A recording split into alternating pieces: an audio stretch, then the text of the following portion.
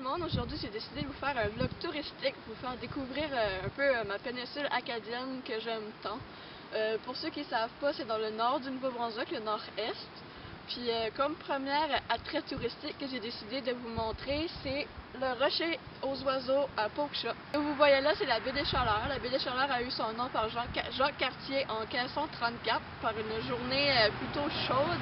Il a décidé d'appeler ça la baie des Chaleurs, mais l'eau est pas si chaude que ça là. De l'autre côté, on peut voir la Gaspésie, si ça peut plus vous situer à peu près où ce que je suis. C'est ça, sur ce rocher-là, c'est les oiseaux de mer qui ont décidé de venir faire leur nid là. L'humain peut pas se rendre là, fait que j'imagine que ça doit être une des raisons pourquoi ils ont choisi cette roche-là.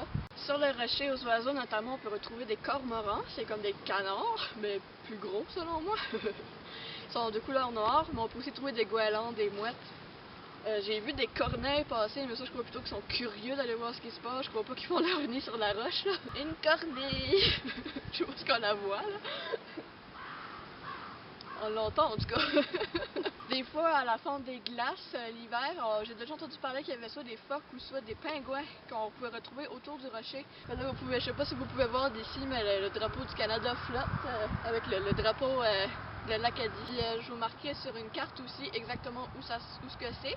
Comme ça, si vous êtes intéressé à visiter l'endroit, puis vous vous demandez c'est où, vous n'êtes jamais venu dans la péninsule acadienne, ben, ça vous fera un petit endroit à visiter. Je sais que l'été, le monde vient se baigner, il y a une plage plus bas. Je crois que c'est payant, je pourrais pas vous dire combien ça coûte, je crois que c'est 2$ ou quelque chose comme ça.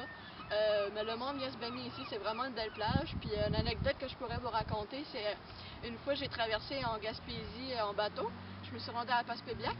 Puis on avait jeté l'ancre juste au bord du rocher ici, puis on s'amusait à sauter à l'eau, c'était vraiment le fun. C'est vraiment une belle place pour l'été, pour venir en vacances, venir visiter. C'est pas si loin de Caraquet non plus, fait que pour ceux qui viennent visiter la région de Caraquet, c'est environ à quoi 10-15 minutes de la région. On est vraiment proche de Grand-Anse ici. Si on va plus par là, on s'en va vers Bathurst. Si on s'en va par là, on s'en va vers Caraquet, fait que c'est comme un petit point touristique qui est situé entre les deux.